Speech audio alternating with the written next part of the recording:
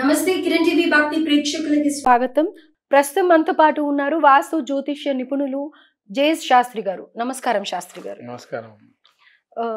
గురుగారు, అయితే ఆర్థిక ప్రాబ్లమ్స్, ఆర్థిక సమస్యలు అనేవి ప్రతి ఒక్కళ్ళకి ఉంటూ ఉంటాయి. ఎన్నో వీడియోస్ కూడా వచ్చి ఉంటాయి ఈ వరకు. అయితే అలా కాకుండా అసలు జీవితంలో అప్పుల బాధ అనేది ఉండకూడదు. ఈ డబ్బులు ఎప్పుడు నిత్యం వాళ్ళ ఇంట్లో ఎప్పుడు లక్ష్మీదేవి తాండవం చెయ్యాలి అంటే, ఆర్థికంగా సమస్యల నుంచి దూరం కావాలి అని అంటే గనుక ఏదన్నా ఒక అద్భుతమైన రెమెడీ చెప్పరా? శ్రీ గురుభ్యో నమః. శ్రీ మహాగణాధిపతయ నమః. శ్రీ మహాసరస్వత్యై నమః. హరి ఓం శ్రీమాత్రే నమః. ముఖ్యంగా నిరంతరము అప్పు అనేది ఇవాళ పుడుతుంది, తీర్చడం మాత్రం కష్టంగా మారిపోతుంది. అప్పు పుడుతుంది కానీ తీర్చడం కష్టంగా మారిపోవడానికి అవకాశాలు ఏంటంటే, ఒక్కొక్కరికి ఉద్యోగం లేకపోవచ్చు, కొంతమందికి ఉద్యోగం ఉన్నా ఆ డబ్బులన్నీ కూడా అప్పుకి కట్టడమే జరుగుతుండొచ్చు.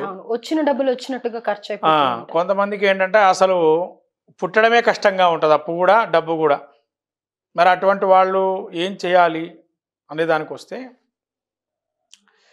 చాలా చిన్న చిన్న చిట్కాలు చాలా ఉన్నాయమ్మా దీనిలో కూడా. కానీ మనం చెప్పుకోవాల్సింది ఏంటంటే, పూర్తిగా అప్పుల బాధలు పోవాలి అనుకునే వాళ్ళు చాలా సాధారణంగా మంత్రయుక్తంగా చేసుకునేవి కొన్ని ఉంటాయి, కొన్ని తంత్రయుక్తంగా ఉంటాయి. సో తంత్రం ఎక్కువగా ఫలిస్తూ ఉంటాయని అంటారు కదా.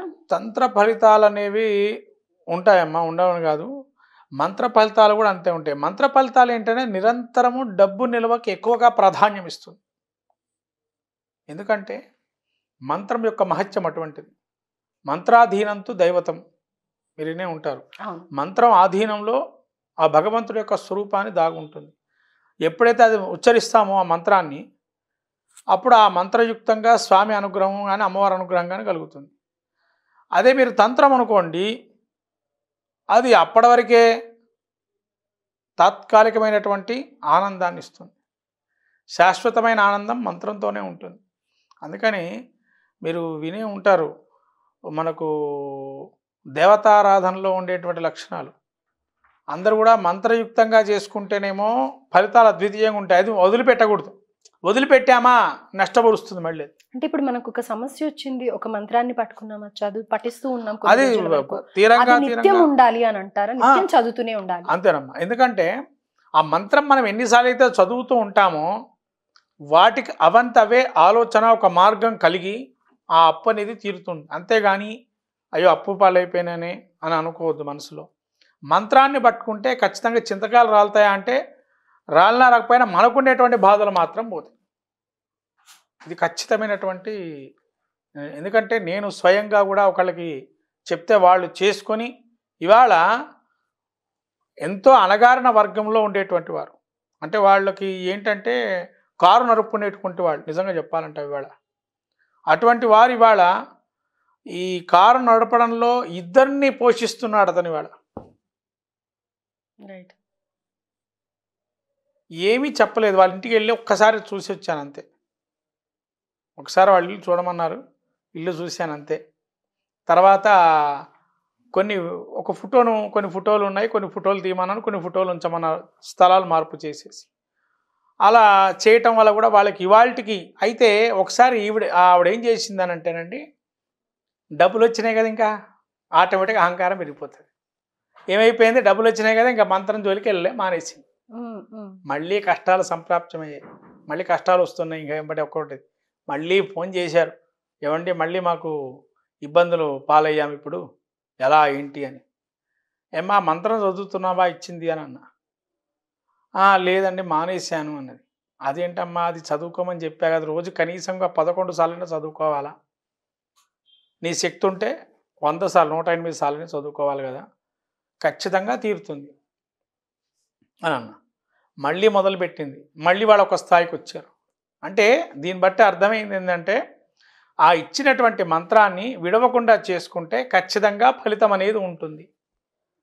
స్వయంగా నేను పరిశోధన ద్వారా ఆ మంత్రం వేయటం వల్ల కలిగినటువంటి నిర్ణయాన్ని మీకు చెబుతున్నా ఇవాళ.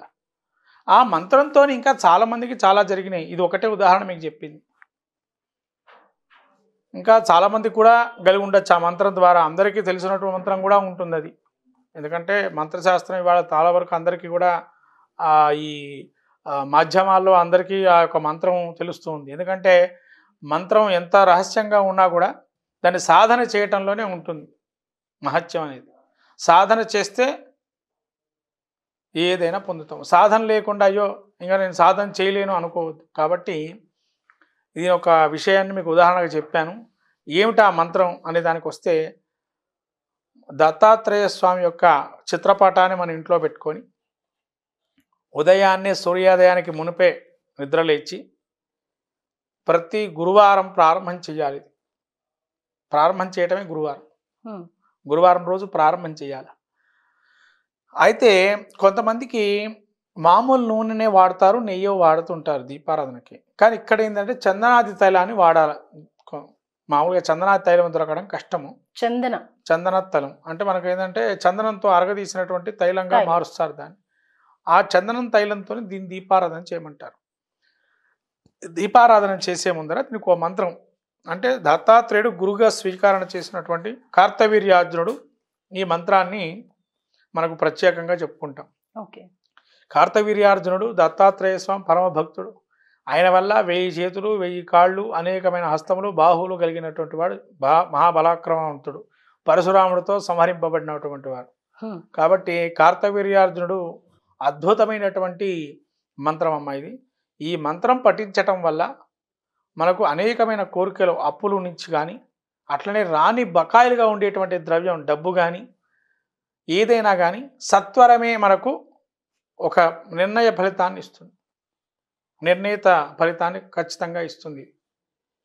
అయితే పోయిన వస్తువుకి ఒక మంత్రం ఉంటుంది, మనకు రావాల్సిన బకాయిలు రావడానికి ఒక మంత్రం శ్లోకపూర్వకంగా ఒకటి ఉంటుంది. ఇలా సాధన చేయడం అంటే ఆ మంత్రం కూడా చెబుతున్నాను. కార్తవీర్యార్జునో నామ రాజా బాహు సహస్రవాన్ తస్వస్మరణ మాత్రేణ గతం నష్టంచ లభ్యతే. పోయిన వాటికి ఇది ధనము కోసము. ధనం ఏదైతే ఉందో ఆ ధనము మొండి బకాయిలు ఉంటాయి. కొంతమందికి మొండిగా డబ్బులు ఎంత మనం రావాల్సిన ఉన్నవి, కొంతమంది లక్షల్లో కోట్లల్లో ఉండొచ్చు. ఆ మొండి బకాయిలు పోవటానికి, ఆ మొండి బకాయిలు ఏదో మనం రావాల్సి ఉందంటే ఇది చేసుకోవచ్చు. ఇది ఒకటనమా. అయితే దీనికి ఈ దత్తాత్రేయ స్వామి ముందర ఎటువంటి నిశ్శబ్దమని పాటించాలి. ఈ ఫోన్లు కానీ ఏవి మన ముందర ఉండకూడదు. కనీసంగా గంట సేపు జపం చేసుకోవటం మంచిది. మినిమంలో మినిమం 108 సార్లు అసంఖ్యాకంగా కూడా చేయొచ్చు. ఎన్నిసార్లు నిర్దేశమైన లేదు. ఎన్నిసార్లు అయినా సూర్యోదయానికి మునుపు చెయ్యాలి. సూర్యోదయం తర్వాత చేయకూడదు. ఈ మంత్రాన్ని చేస్తే ఫలితం అనేటువంటిది అంత ఉత్పత్తిగా రాదు, కొంతవరకు ఉంటుంది. సూర్యోదయానికి మునుపు చేస్తే ఫలితం అద్భుతంగా ఉంటుంది. పౌర్ణమి గురువారం వచ్చేటువంటి రోజు చేస్తే మరీ విశేషం. ఇంకా చాలా శీఘ్రంగా ఫలితాన్ని ఇస్తుంది. అయితే ఇప్పుడు పౌర్ణమి వెళ్ళిపోయింది కదండి, వెళ్ళిపోయింది. రాబోయే పౌర్ణములు చేయొచ్చా? ఉట్టిగా గురువారం రోజున చేయొచ్చా? ఉట్టిగా గురువారం చేయొచ్చు. పౌర్ణమి గురువారం రాత్రి వేళ ఉంటే ఇంకా విశేషంగా ఉంటుంది ఈ మంత్ర పఠనకి. రైట్. ఈ మంత్ర పఠనకి ఇంకా అద్వితీయమైన కాలం ఏంటంటే పౌర్ణమి గురువారం అనేది రాత్రి సమయంలో ఉండాలి. అది గుర్తుపెట్టుకోండి. పగటి పూట ఉండే పౌర్ణమి కాదు, రాత్రి పూట ఉండే పౌర్ణమికే ప్రాధాన్యం. మంత్రసిద్ధి ఎప్పుడు కూడా రాత్రిపూటనే జరుగుతుంది. పగటి పూట కన్నా రాత్రిపూట చాలా గట్టిగా ఉంటుంది మంత్ర ఫలితాలకన్నిటికీ కూడా.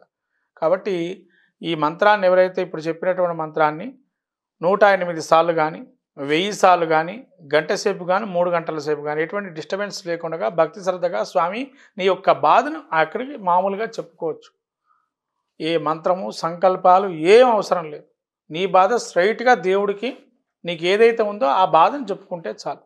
ఆ ఫోటో దత్తాత్రేయ స్వామి ఫోటోని పెట్టుకొని దీపారాధన చేసుకొని, చందనా తైలం చేసుకునే వాళ్ళు మామూలు దీపారాధన చేసుకొని అయినా కానీ చేసుకోవచ్చు. ఇది చేయటం వల్ల శీఘ్రగతిన వాళ్లకు అప్పులు ఏవైతే దీర్ఘకాలికంగా ఉన్నాయో అవి తొలగిపోతాయి. అలాగే, ధన్యవాదాలు.